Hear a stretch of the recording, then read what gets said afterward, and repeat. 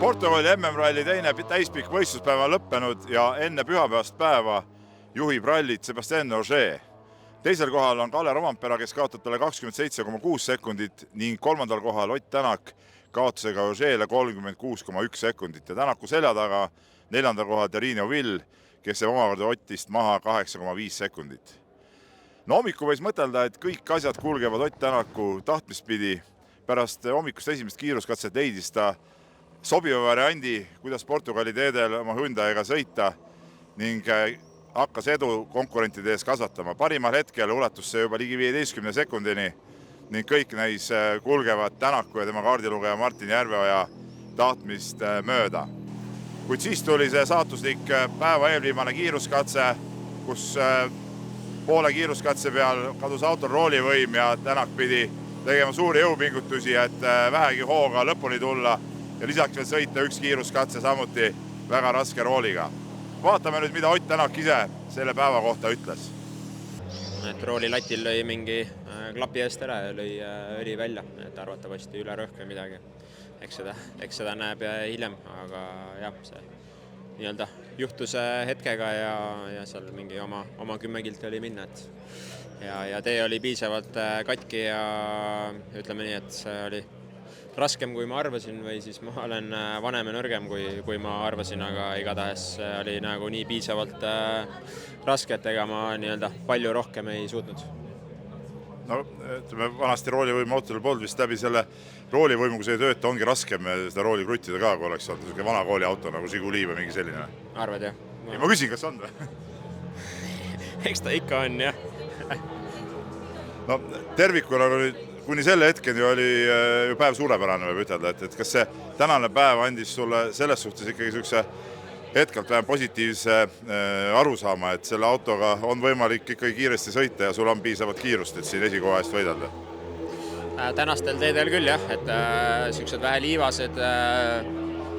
Ma arvan, et rööbas aitas meid väga palju, et need mured, mis meil on, et ma leidsin nii-öelda sõidustiili, et ma sain seda rööbast ära kasutada ja kõik muu iseenesest vedrustus ja kere ise töötas hästi, et ühesõnaga suures pildis oli kõik muu oli positiivne, et kas ta nüüd iga pinnase peal nii hästi on, see on pigem ma arvan, et see nii ei ole, aga täna tõesti sobis ja peale esimest katset ma ütleks, et tempo oli meie kontrolli all. Kui saab nüüd auto korda homme uuesti rajale, et kuidas olud on, võiksid need samamoodi sobida, nagu täna seni päeva jooksul sobisid?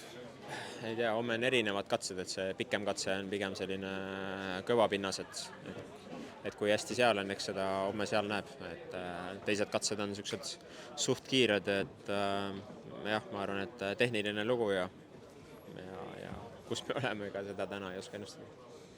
Aga tänase päeva peal võib ütelda, et homme võimalik ikkagi homse päeva maksimumi minna püüdma iseenesest.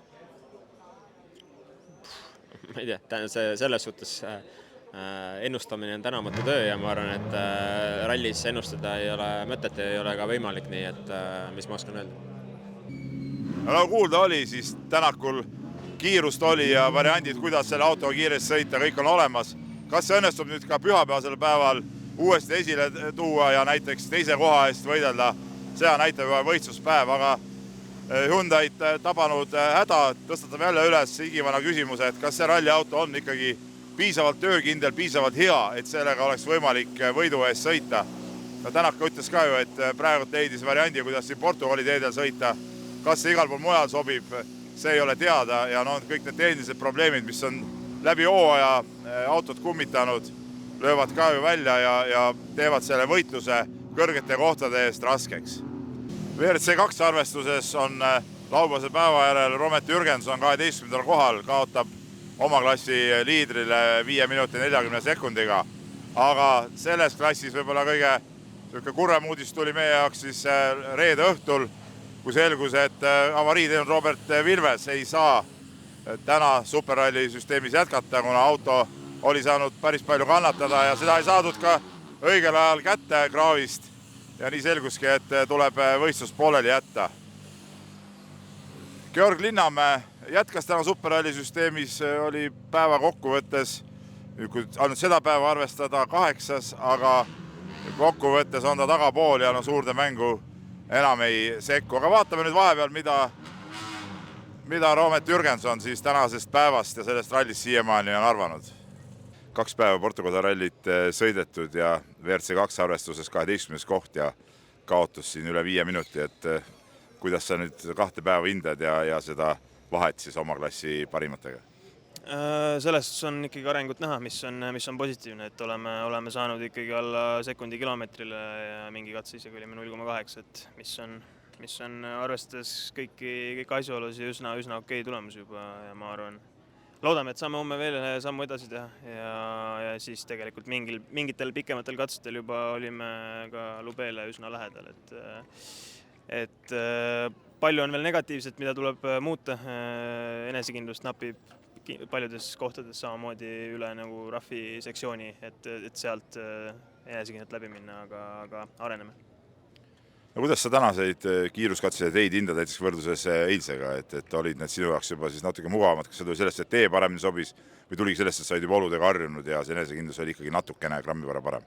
Pigem jah, et oludega harjunud, aga ka see fakt tegelikult, et need olid võib-olla veidi laiemad ja sellised kiiremad teed, mis mulle sobivad, et eile oli üsna palju kruttimist ikkagi, mis on üsna uus ja harjumatu veel, et ja saime ka autoga natukene paremaks mingid asjad, et tiimikaaslane selles osas oskab head infot anda, et endal nii palju kogemust veel ei ole, et jah, kõik niisugused asjad kokku.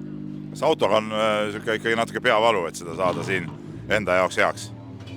Jah, eriti arvestades minu kogemust, et ei oska veel täpselt hinnata, mida tahad ja mida see auto nagu tegema peaks, et eks ta nüüd niimoodi vaikselt hakkab see arusaam tulema, et mis vaja on.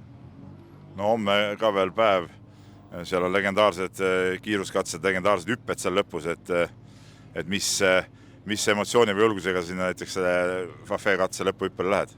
Et mis hooga või? 5. käigu, ei tegelikult jah, see lahe katse, et juba siin tegelikult täna seda Lusadat sõites oli selles mõttes huvitav, et oled ju kõiki neid asju telekast vaadanud ja nüüd järsku seal kõik see rahvas ümber, aga ei, selles suhtes teeme oma tööd praegu, kõik on fookus on homse peal ja eks näha ole, mis siis ilm nüüd teeb. Mingid huvitavat jutte olen kuulnud, aga eks näha. Ja vihma lubab natuke? Võib vist nii olla, jah. Edu selleks. Aitäh. Ja junior WRC klassis osaleb siis Joosep Raip Nõgene. Ta on läbi päeva sõitnud aegu 4. kuni 8. ja asub ka kokkuvõttes seal kohtadel 7-8 praegu selles hetkes, kui me seda salvestame, ei ole veel viimane kiiruskatse juniori WRC autodel sõidetud, aga suhteliselt stabiilselt on ta liikunud, aga päris liidritega ühte temposse pole veel saanud, aga eks see tema jaoks ongi üks suur õppimise koht. Homme ootab ees siis ralli otsustav päev, nii-öelda superpühapäev, kus siis jagatakse välja ka eraldi punktid veel ja seal on loomulikult võimalik minna, kui tuleme tagasi Ott Tänaku juurde, suurt kala püüdma, ehk siis selle päeva maksimumpunkte, mis on siis päevapunktid ja punktikatsepunktid, nii et tegelikult midagi väga kadunud veel ei ole ja kui auto roolivõim õnnestub mehaanikutele korda teha, siis on kõik võimalused olemas veel heidelda siin kõrgete kohtade ja suurte punktide eest, aga seda näitab juba homne päev, mis siis lõpeb legendaarse Fafé katsega, kus on lõpus suur hüpe ja seal on iga aasta midagi juhtunud, tõsi küll, mitte tihti nüüd ässadega, aga tagumise otsa meestega, nii et homme, ehk siis pühapäeval, kes seda täna vaatab, siis täna tõotab tulla päris põnev päev.